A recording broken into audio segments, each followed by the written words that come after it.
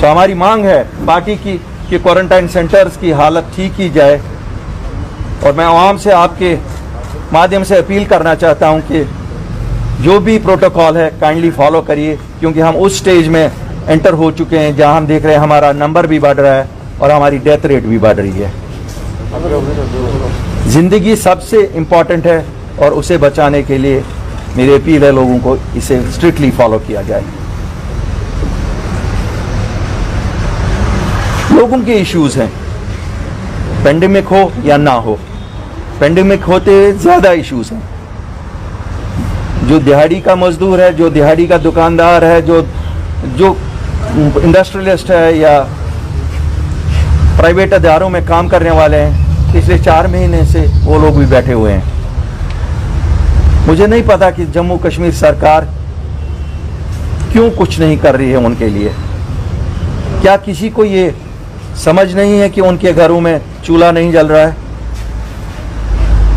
कोई भी ऐसा इकोनॉमिक पैकेज नहीं हमने देखा जो आम आदमी जो सफ़र कर रहा है, जो डेली वेजर है, जो हमारा रेडी वाला है, जो हमारे दुकानदार हैं, इवन हमारे इंडस्ट्रियलिस्ट हैं। इस रियासत की सबसे बड़ी आमदनी टूरिज़्म से होती थी, चाहे वो कटरा में हमारे यात्री जो आते थे उनसे होती थी, या चाहे वो कश्मीर में गुलमर्ग या पहलगाम या दूसरी जगहों को देखने के लिए जो सयाह आते थे।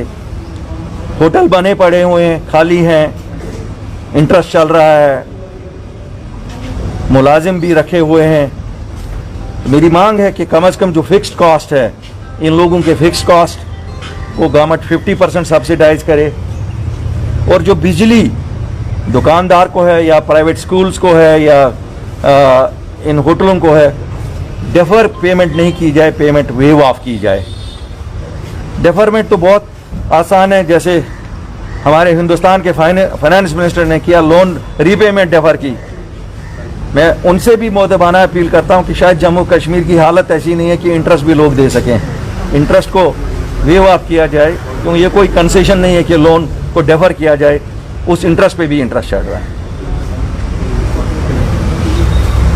आम लोगों की जो हालत हमारी रियासत में है पहले से ही खराब थी। क्यों?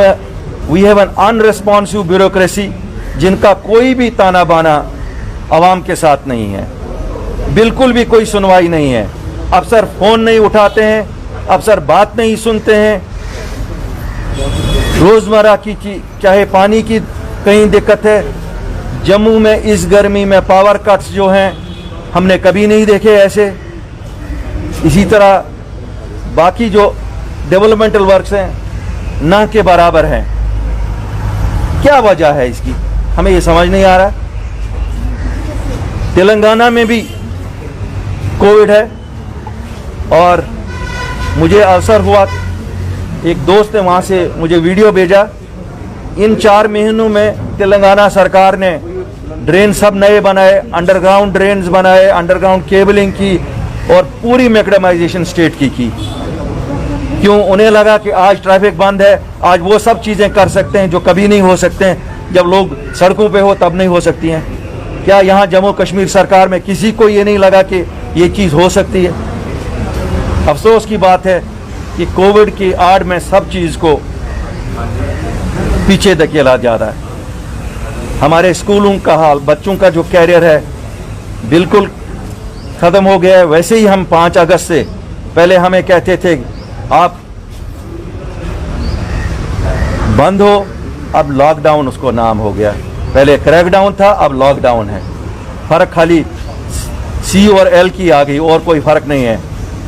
4G हमारे लिए अब मुझे लगता है ऐसी चीज़ बन गई है जैसे हम चांद सूरज ढूंढ रहे हैं। हमारे बच्चे कैसे पढ़ेंगे?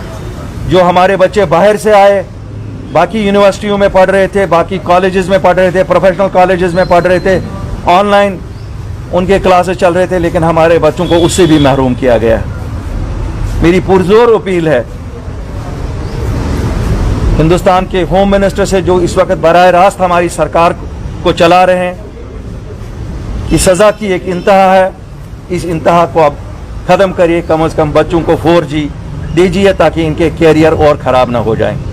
हमारे बच्चे कुछ विदेश में पढ़ते थे, वो भी वापस आ गए हैं, उनके क्लासेस भी ऑनलाइन चल रहे हैं, लेकिन मोटी मोटी फीसें देकर भी वो महरूम है, वो अटेंड नहीं कर पा रहे हैं क्योंकि 4G अवेलेबल नहीं है।